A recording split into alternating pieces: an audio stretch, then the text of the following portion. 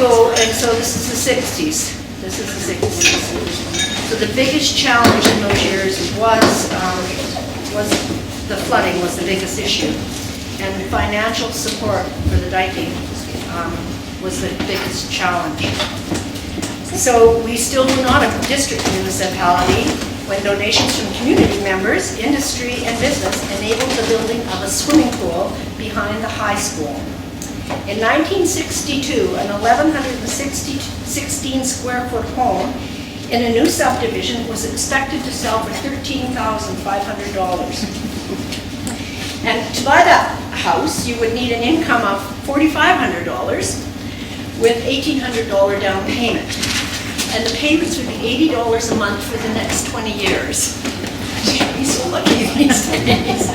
Taxes were guesstimated at $20 a month, which council felt was a bit high. Turkeys sold for 49 cents a pound, eggs 45 cents a dozen, and a Chevy 2 convertible fully loaded $3,123. That's just a little trivia. So it was in that time period, or 1962-63, that the Mackerel School opened. And that made us now have 3 elementary schools in the district. And in 1964, the entire student population was 1,600. River control was necessary, particularly in the area adjacent to and north of the Watershed restaurant. River protection is of prime importance to all people living in the valley, residents of Squamish as well as Brackendale and the intervening area. Without river protection, the main arteries of transportation could be cut and the economy seriously affected. These were the words of Eric Axon, a former resident of Brackendale, which is a suburb of Squamish. Anyway, so he said, a step in the right direction would be the formation of a district municipality embracing the entire valley. Such a municipality would have the power to borrow the necessary monies for river control, which was seen to be approximately $250,000 at that time.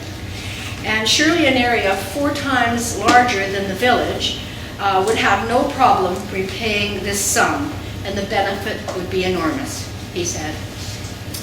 He also said that in March 1950, as he was a monitor of the river, he said in March of 1950 there were 1,350 feet of land between the Squamish River and Government Road, next to where the trailer park is today. High water and flooding saw that erode to 410 feet by March of 1963 and to 355 feet by December of that same year. Another flood could take out Government Road, the only arterial road north of the village. So a committee to investigate the pros and cons of amalgamation was struck in March of '64. The vote was held on November 21st of '64. 584 votes were cast. 78% of the registered voters were in favor of amalgamation. An interim council was appointed with Pat Brennan as reed.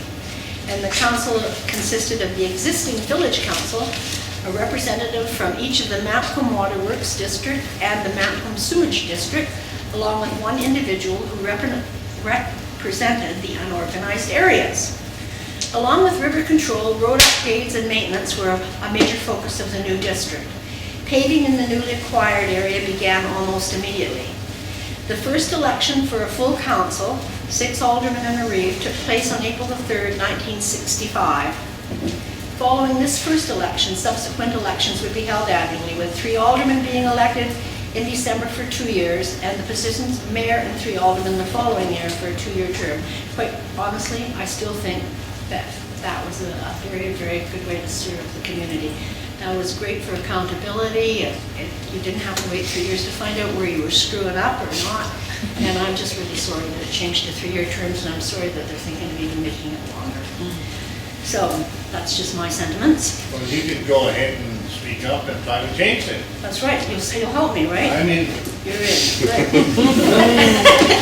So there were elections every year until 1990, when the system changed to an entire council being elected for 3-year terms. The first referendum back in the 1965 was to enable a $250,000 water extension to provide water to Brackendale and enlarge the present system. And it is interesting to note that the village budget, pre-amalgamation, the total budget was $375,000. Shortly after amalgamation, the District of Squamish took steps to annex wood fiber, and it's interesting because it was another Brackendale resident who actually initiated that, and that was Don Moss. I think many of you may remember Don Moss. He was the one that went to council and said we should be taking in wood fiber. And wood fiber became part of our municipality in June 1966. I believe the 60s were the busiest, most formative time in our history. There were many firsts. The first dentist office opened. The first funeral home was constructed. Cleveland Avenue was lit up for Christmas for the first time in 1963. The newly formed Squamish Regional District held its first meeting in Squamish. Brackendale got its first fire hall. The first townhouses in the district were built in Garibaldi Estates. In 1964, the first new apartment building, the Maple Crescent Apartments, was completed. Over the next several years, another 6 complexes were added. Gas stations got approval to stay open past 5:30 p.m. and some Sunday shopping was permitted. See, we're stepping backwards in many areas these days. The Garibaldi Highlands Post Office opened. Cablevision came to Garibaldi Estates in the Highlands. As well, the Overweighty moved into a new building, the former field store.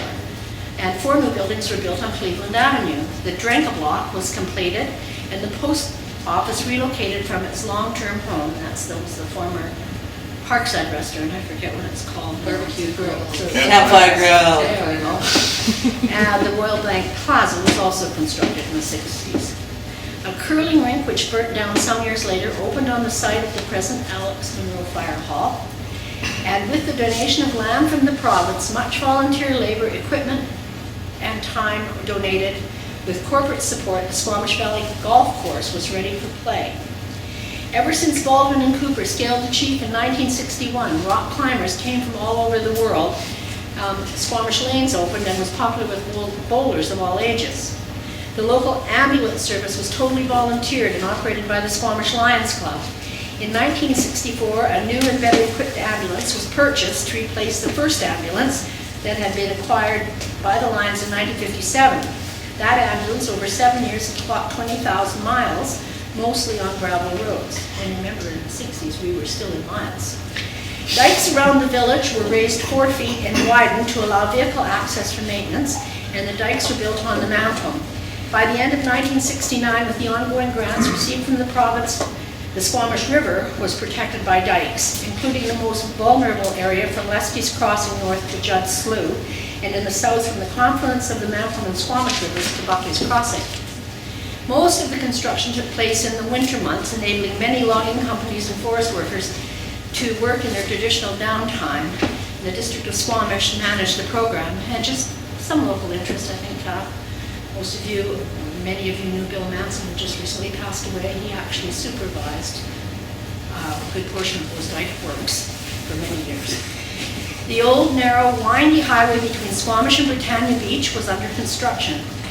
Still with roadworks, a new bridge replaced the old Red Bridge at the entrance to town, and after difficult negotiations with the PGE, the laneway between Cleveland Avenue and the Blind Channel was acquired, and Loggers Lane was built to enable the logging trucks and industrial traffic to stay off Cleveland. And that's something I think that needs a little bit more digging into, because I remember from my time on council, we were always told that we did not acquire that land, that it was still owned by BCR. But according to the newspaper accountings of the day, they said that the district acquired the land. I'm not sure, because I know you were there after that, but not that long. A fire hall was built adjacent to Municipal Hall and a 3rd fire truck purchased. Planning had begun for sewage outfall and treatment plant for the downtown. A huge dredge was undertaken near the mouth of the Blind Channel and the Squamish River, with spoils creating much of the land the BC Rail leased to FMC, who in July of '65 announced construction of a $10 million plant on the waterfront. Council went on record protesting more transmission lines through our community, and despite our opposition, a 3rd transmission line was added.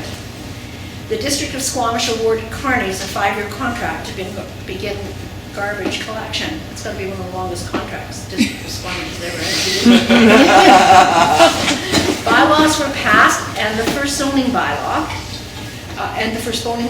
one of the bylaws that was passed was prohibiting billboards, and another limited the parking on Cleveland Avenue to 2 hours. Now we're talking the 60s, that's a long time ago that 2-hour parking's been in effect. Outdoor recreation was always important to our residents. Fishing was the most popular outdoor sport in the 60s, and the area was famous for its steelhead fishery. The lakes were full of trout and the rivers abundant with trout, steelhead, and salmon. Fergie's Fishing Lodge was a popular destination. At some point, the province had planned the extension of Highway 99 north to Pemberton. And in the fall of '65, the first phase from the Red Bridge to the Malcolm Bridge got underway. Talks at this time were also underway to create a ski resort and recreation area at Alta Lake.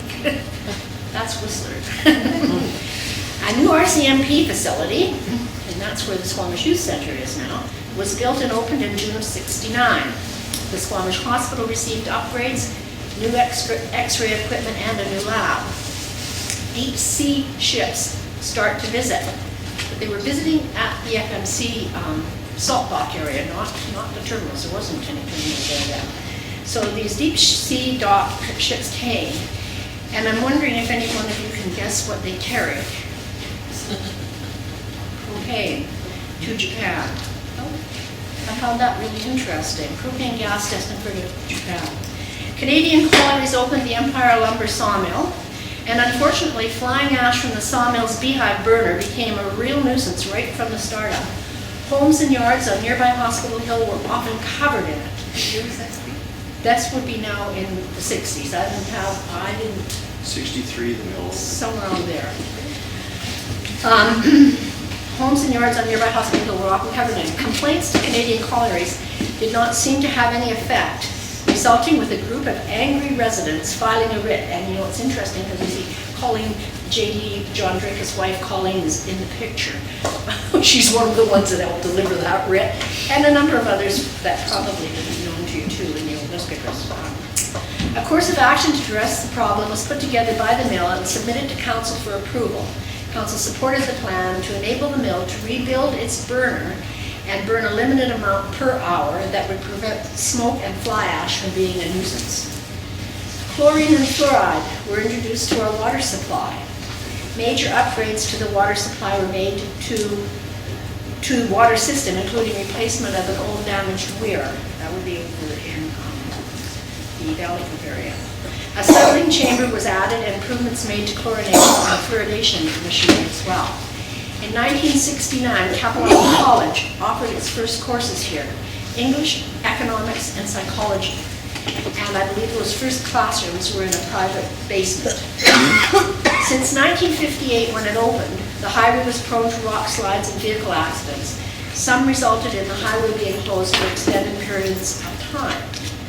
So also during the 60s, we became home to 2 provincial parks with the opening of Alice Lake and Mirror Provincial Park. In 1969, a 4-bedroom home in Garibaldi Highlands on a 1/2-acre lot sold for $27,500. At Christmas, a prime rib dinner at the Chieftain Hotel went for $3.50. Spare ribs were 75 cents a pound. So that was the 60s as I see them have them down here on paper. I had about 20 more pages than what I've got here, and I had to cut it back, and I couldn't do it year by year because it just would be too hard to manage. So I don't